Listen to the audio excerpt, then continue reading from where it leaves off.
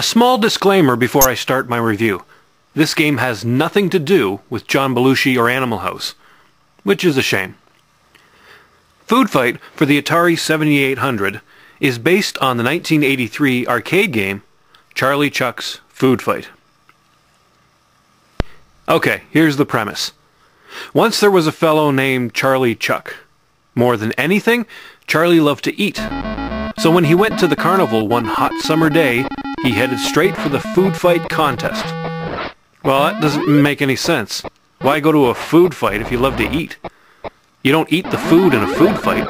Wouldn't you be better off going to a pie-eating contest? It doesn't matter.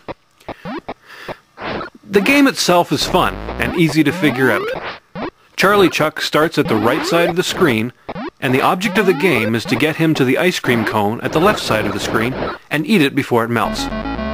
There are 4 chefs who try to stop you from getting your frozen treat.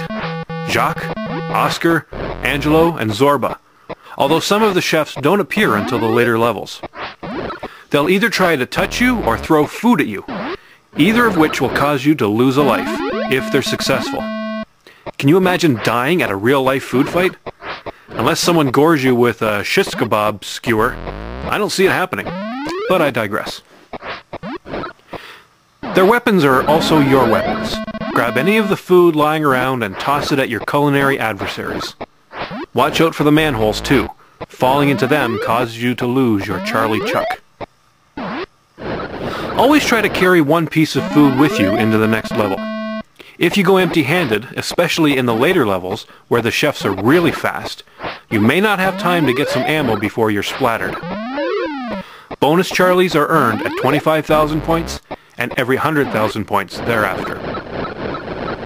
Food Fight is a fun little arcade game from days gone by, when the only object of the game was to get a high score.